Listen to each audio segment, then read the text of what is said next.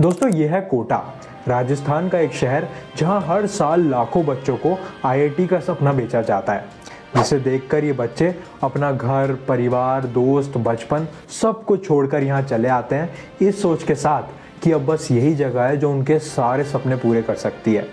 यहाँ लगभग 100 से भी ज़्यादा कोचिंग सेंटर्स हैं और हर साल 2 लाख बच्चे यहाँ जेईई और नीट यानी कि इंजीनियरिंग और मेडिकल एग्ज़ाम की तैयारी करने के लिए आते हैं। कई लोग इसे कोटा फैक्ट्री कहकर भी बुलाते हैं, लेकिन आजकल ये फैक्ट्री बच्चों की ज़िंदगी बनाने से ज़्यादा उन्हें ख़त्म करने के लिए ज़्यादा फेमस है। साल 2019 कोटा में 8 बच्चों ने सुसाइड किया।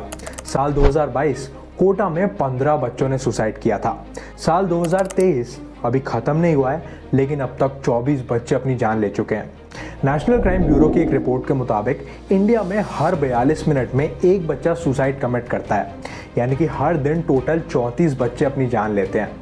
कमाल की बात है ना, जब कोई सेलिब्रिटी सुसाइड कमिट करता है तो हेडलाइन बन जाती है, और जब ये छोटे छोटे बच्चे अपनी जान लेते हैं तो कोई पूछता भी नहीं है। लाइजन, एक मेंटल वेलनेस प्लेटफॉर्म, ने अपनी एक स्टडी में बताया कि कोटा में हर 10 में से 4 बच्चे डिप्रेशन से जूझ रहे हैं और हर 10 में से 8 बच्चे एंग्जाइटी और स्ट्रेस से स्ट्रगल करते हैं। इनमें से ज़्यादातर बच्चे एक लो इनकम फैमिली को बिलोंग करते हैं, जिन पर इंजीनियर या डॉक्टर बनने की पेरेंटल एक्सपेक्टेशंस बहुत ज़्यादा होती हैं। इनफैक्ट मामला इतना गंभीर हो चुका है कि कोटा में बढ़ती हुई सुसाइड्स को रोकने के लिए इंस्टीट्यूट्स ने नॉर्मल फैंस की जगह स्प्रिंग वाले फैंस लगवा दिए ताकि वहाँ से बच्चे लटक ना सकें। विंडोज़ के बाहर नेट्स लगवा दिए ताकि वहाँ से बच्चे कूद ना सकें। पर क्या इससे एक्चुअली सुसाइड्स कम हो जाएंगे? क्या इन चीज़ों से बच्चे के दिमाग में जो स्ट्रेस भरा हुआ है वो कम हो पाएगा? मुझे पर्सनली ऐसा नहीं लगता, क्योंकि जिस प्रॉब्लम की वजह से बच्चे ने सीधा सुसाइड का मन बना लिया है वो तो स्प्रिंग वाले फैन से नहीं जाएगी। कोटा के तलवंडी इलाके में एक राधा कृष्ण का मंदिर है, जहाँ कई बच्चों ने भगवान के लिए अपने मैसेजेस लिखे हैं। इनमें से एक मैसेज कहता है, मम्मी पापा सॉरी, मैं आपका सबसे अच्छा बच्चा नहीं हूँ, पर मैं कोशिश कर रहा हूँ। हे भगवान, मेरी डॉक्टर बनने में मदद करना। यहाँ आने वाले बच्चों में से एक लड़का है प्रिंस। उसका कहना है कि जब से नीट का रिजल्ट आया है मैं अपने घर वालों को रिजल्ट बताने की हिम्मत नहीं जुटा पाया हूँ, और सिलेक्शन के बिना भी घर जाना ठीक नहीं है। कई सुसाइड लेटर्स में भी देखा गया है कि ज़्यादातर लेटर्स सॉरी से शुरू होते हैं। सॉरी, मैं आपकी एक्सपेक्टेशंस पर खरा नहीं उतर पाया। सॉरी, मैं आपके लिए कुछ नहीं कर पाया। यानी कि इन बच्चों पर पेरेंट्स की एक्सपेक्टेशंस का दबाव ही इतना ज़्यादा होता है कि इनके दिमाग में एग्ज़ाम को क्लियर करने के जोश से ज़्यादा अगर एग्ज़ाम नहीं क्लियर हुआ तो उनके माँ बाप क्या सोचेंगे, इस बात का डर ज़्यादा होता है। कोटा में इंस्टीट्यूट्स ऑन एन एवरेज पूरे साल का रहना, खाना, पढ़ाना सब मिला के करीब 2 से 2.5 लाख रुपए चार्ज करते हैं।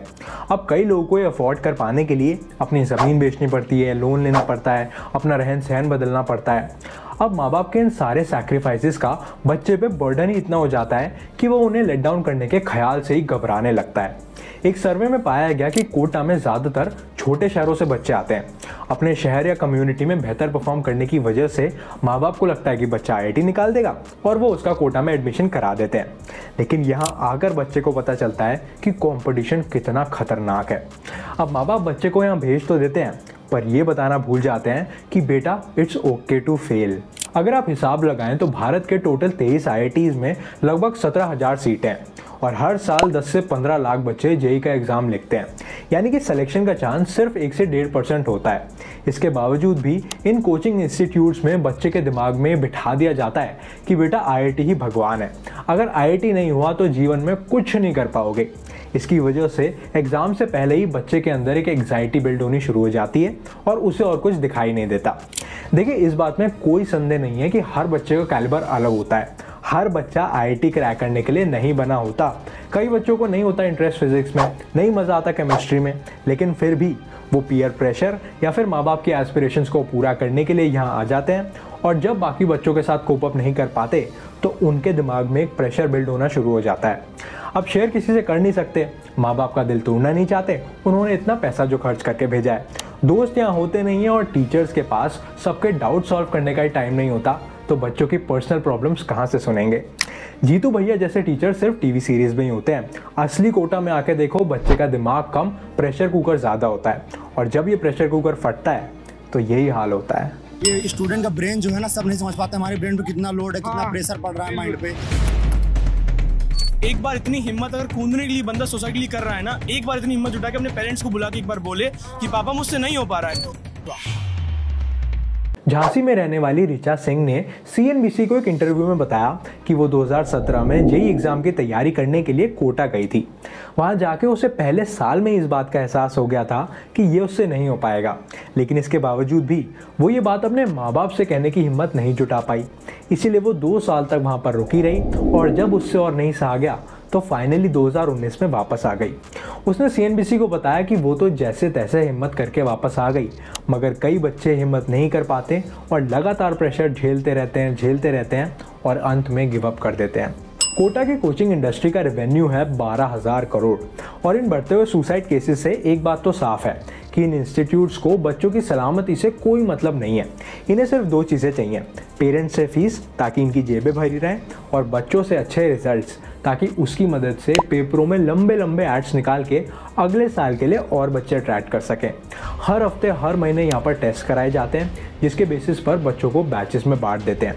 टॉपर्स वाले बैच को सारी अच्छी गाइडेंस, अच्छी फैसिलिटीज़, अच्छे टीचर्स सब दिया जाता है और बाकी बैचेस के बच्चों पर कम से कम ध्यान देते हैं। टॉपर्स इंस्टीट्यूट्स के रिजल्ट्स का काम हो जाता है और बाकी बच्चों से फीस का। और क्या चाहिए। जो बच्चे टॉपर बैचेस में नहीं पहुंच पाते उनके दिमाग में ये बात बैठ जाती है कि जब इतने बच्चों में नहीं हो रहा तो ऑल ओवर इंडिया कैसे compete करेंगे, और ये स्ट्रेस वक्त के साथ बढ़ता ही रहता है। अच्छा, इस पूरे सिस्टम में सबसे ज़्यादा फ्लॉड हमारा एजुकेशन सिस्टम है। अगर आपने नोटिस किया हो तो पिछले कुछ सालों में एजुकेशन सिर्फ एक धंधा बन चुका है। स्कूल्स बस नाम के रह गए हैं जहाँ से सिर्फ डिग्री मिलती है, बाकी सारी पढ़ाई या तो प्राइवेट ट्यूशन्स में होती है या फिर कोचिंग्स में।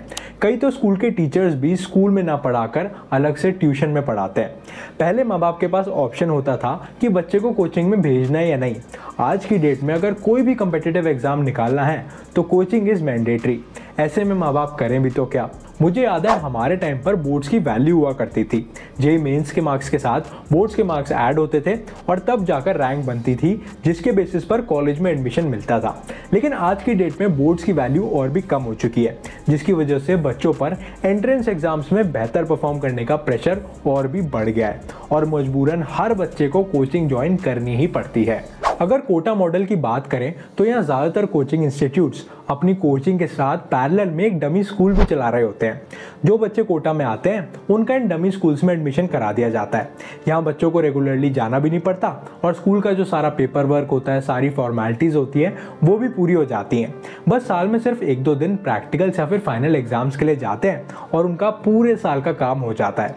ऐसे में बच्चा जो स्कूल का एनवायरनमेंट होता है जहाँ वो दूसरे बच्चों के साथ इंटरेक्ट करता है, खेलता कूदता है, उससे पूरी तरह कट ऑफ हो जाता है और उसके दिमाग में कुछ रह जाता है तो वो है बस IIT। माँ बाप, भाई बहन, रिश्तेदार, दोस्त यार सब पीछे छूट जाते हैं और यहाँ पे तुम रह जाते हो अकेले। और बसता क्या है IIT। यहाँ पे दिन रात सिर्फ IIT करते हो तुम। द हिंदू ने अपने एक आर्टिकल में बताया कि मुंबई में रहने वाले अतुल कटारिया अपने बच्चों को साइंटिस्ट बनाना चाहते हैं। इसीलिए उन्होंने अपने 11 साल के बच्चे को कोटा में करियर पॉइंट इंस्टीट्यूट में एडमिशन दिला दिया।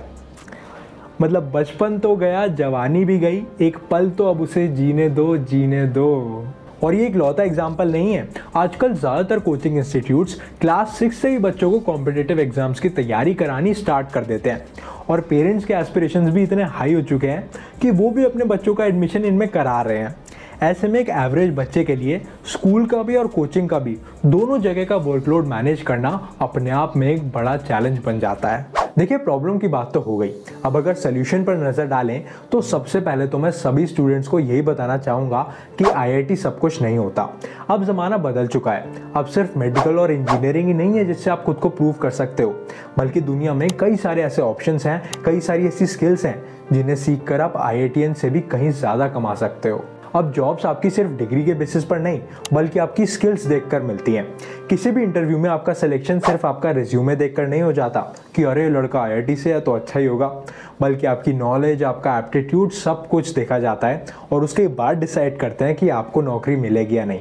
इनफैक्ट मैं खुद ऐसे कई लोगों को जानता हूँ जिन्होंने Tier 2, Tier 3 कॉलेज से पढ़ाई की है और आज गूगल, माइक्रोसॉफ्ट जैसी कंपनियों में काम करके या फिर अपना खुद का बिजनेस करके लाखों करोड़ों रुपए कमा रहे हैं। भले ही इस एक एग्ज़ाम में आप फेल हो जाओ, पर ये एक एग्ज़ाम आपकी पूरी लाइफ डिफाइन नहीं कर सकता। हो सकता है आपके दिमाग में इस तरह के ख्याल भी आ रहे हो कि अरे यार, मेरे माँ बाप ने इतनी मेहनत करके मुझे यहाँ भेजा था और मैंने सब बर्बाद कर दिया। पर यकीन मानो दोस्त, ये थॉट्स सिर्फ टेम्परेरी हैं।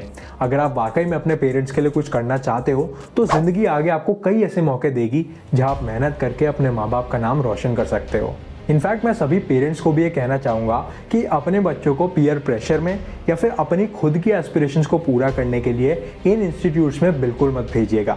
अगर आपको ऐसा लगता है कि बच्चा इन सब्जेक्ट्स में जेन्युइनली इंटरेस्टेड है या फिर उसका इतना एप्टीट्यूड है कि वो कोचिंग की पढ़ाई को मैनेज कर पाएगा, तो ही यहाँ भेजिएगा, क्योंकि जितना इंस्टीट्यूट्स बच्चे की ज़िंदगी बना सकते हैं उतना ही बिगाड़ भी सकते हैं।